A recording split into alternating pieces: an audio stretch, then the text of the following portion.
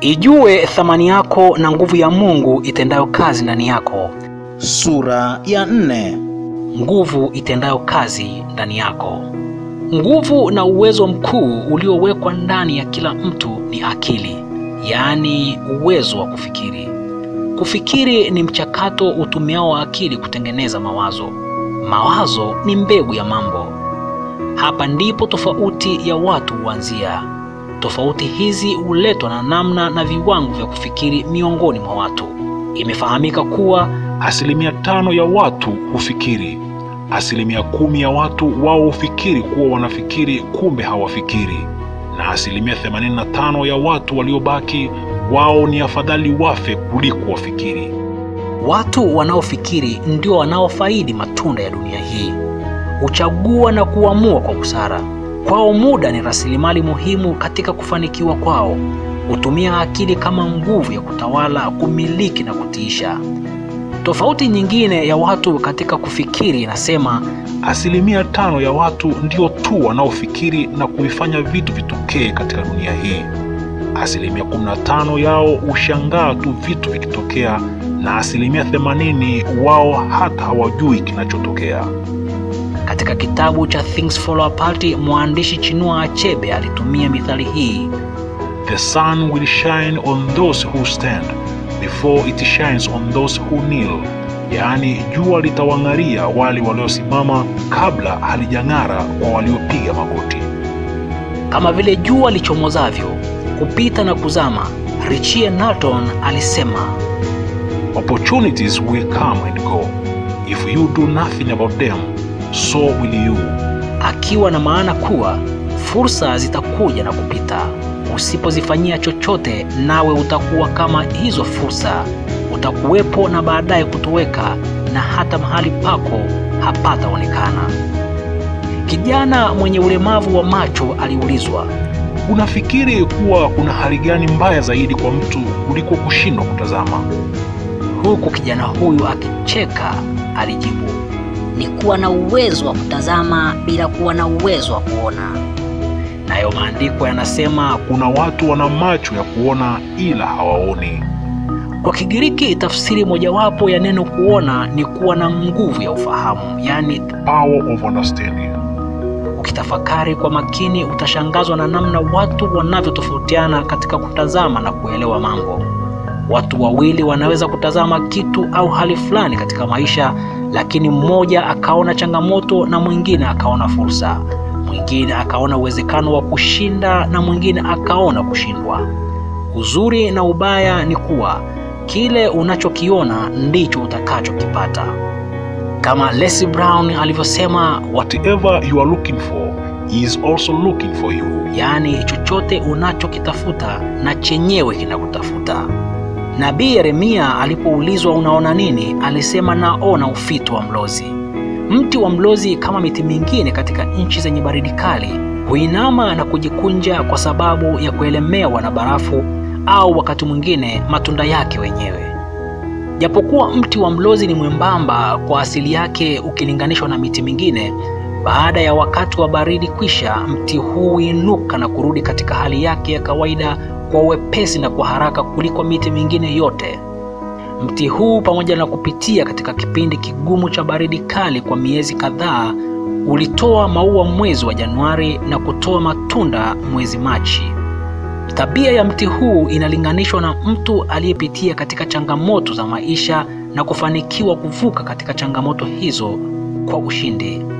Ndio maana Nabii Yeremia alisema aliona ufito wa mlozi ambao pamoja na kupata changamoto zote hizo bado unainuka na kusimama tena.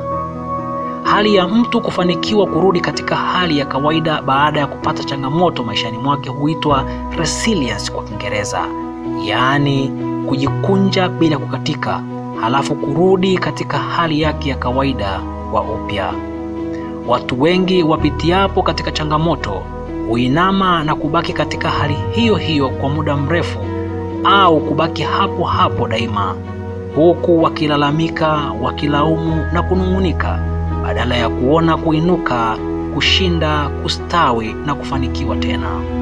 Daudi alisema hivi, nafsi yangu, kwa nini kuinama na kufadhaika ndani yangu? Umtumaini Mungu, kwa maana nitakuja kumsifu aliye afya ya uso wangu.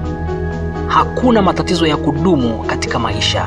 Labda mtu huyo aamue kuwa na anwani ya kudumu katika matatizo hayo. Imeandikwa, usifurahi juu yangu, adui yangu, niangukapo nitasimama tena, nikaapo gizani, Bwana atakuwa nuru yangu. Mtu hujiumba mwenyewe kutokana na rasilimali ile aliyoiweka katika hazina ya moyo wake. Kile kinachoujaza moyo wa mtu ndicho kimtokacho kwa njia ya mawazo, maneno na matendo. Maandiko yanasema, linda moyo wako kuliko vyote ulindavyo, maana ndiko zitokako chemchemi za uzima. Neno moyo kwa Kiebrania ni leb, likiwa na maana ya utu wa ndani. Kile kiujazacho moyo ndicho kitokacho kwa njia ya maneno, matendo na tabia kwa ujumla. Katika moyo huhifadhiwa ufundi na usanifu yakinifu wa kuyatengeneza maisha ya mtu.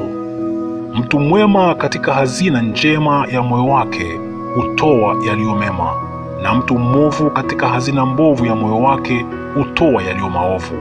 Hazina ya moyo kuwa njema au mbovu hutokana na kile kilichoingia katika moyo kwa kupitia milango ya fahamu, yaani macho kuona, masikio kusikia, pua kunusa, ngozi kuhisi na ulimi kuonja. Mtume Paulo alisema, vitu vyote ni halali bali sio vyote vifaavyo. Tena alisema, vitu vyote ni halali bali sio vyote vijengavyo. Kama unataka hazina ya moyo wako kuwa njema, unalazimika kuulinda moyo wako dhidi ya uchafu wote uingiao kwa njia ya milango ya fahamu, ili kile kijazacho hazina ya moyo wako kiwe chema, kisafi na chenye thamani na manufaa kwako na kwa wengine. Katika hali ya kawaida, ili kuulinda uhai wa mwili, watu hutunza afya za miili yao kwa kuilisha, kuinywesha, kuivisha na kuihifadhi, bali hushindwa kuzuia milango ya fahamu zao kuingiza habari ambazo hazifai katika fahamu na akili zao. Hivyo visivyostahili viingiapo humo huathiri au kuharibu kabisa afya ya akili. Kuna wakati katibu mkuu wa Umoja wa Mataifa alisema, hakuna afya bila afya ya akili, yani there is no health without mental health. Kwani imeandikwa, moyo ulio mzima ni uhai wa mwili. Baada ya kugundua changamoto hii, Mfalme Daudi anasema, Mungu uniumbie moyo safi na roho iliyotulia ndani yangu. Kwa sababu siku zote kile kinachoujaza moyo wa mtu ndicho kiyaongozayo maisha ya mtu huyo. Yale yatokayo katika moyo ndiyo yamtiayo mtu unajisi. Ulimi kwa njia ya maneno ni kiungo kimojawapo kinachotiririsha na kuyatoa yale yaliyomo moyoni. Kwa kuwa hekima na upumbavu vyote vimo katika hazina ya moyo, ulimi wa mwenye hekima hutamka maarifa vizuri, bali vinywa vya wapumbavu humwaga upumbavu. Tunaonywa kuwa neno lolote lililo ovu halipaswi kutoka katika vinywa vyetu, bali lililo jema na liwape neema wale wanaosikia. Mwaka 2003 nilijifunza maneno haya. Words like eggs should be treated with care. For once a word is spoken and an egg is broken, can never be mended again. Yaani, maneno kama mayai yapaswa yatumike kwa uangalifu, kwani endapo neno likishazungumzwa na yai likishavunjika, kamwe haliwezi kurekebishwa tena.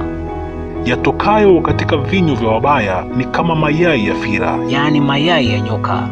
Alaye mayai hayo hufa, na yai liangukapo hutoka nyoka. Vyote viwili, yaani nyoka na yai lake, havifai kabisa, kwani vyote hutoa sumu iletayo kifo. Katika maisha ya kila siku kuna watu wamekufa, ndoa zimevunjika, familia zimesambaratika, watoto wameharibika na uharibifu mwingine mwingi kwa sababu tu ya maneno yanayotamkwa. Kama huwezi kuwa na mtazamo na maneno chanya yenye kuwafaa wengine, ni heri uwe kimya. Kumbuka, maneno yanaumba. Ijue thamani yako na uitengeneze kwa kuulinda moyo wako, na kujiumbia yaliyo mema kwa kutumia kinywa chako. Asante na hongera kwa kusikiliza sura hii ya 4. na ya mwisho katika somo hili. Kumbuka kuwashirikisha wengine ujumbe huu kwa kubofya kwenye sehemu ya kushare ili uwe sehemu ya kuelimisha jamii kunakoambatana na kujipatia kipato kutokana na kutimiza wajibu huo. Asante.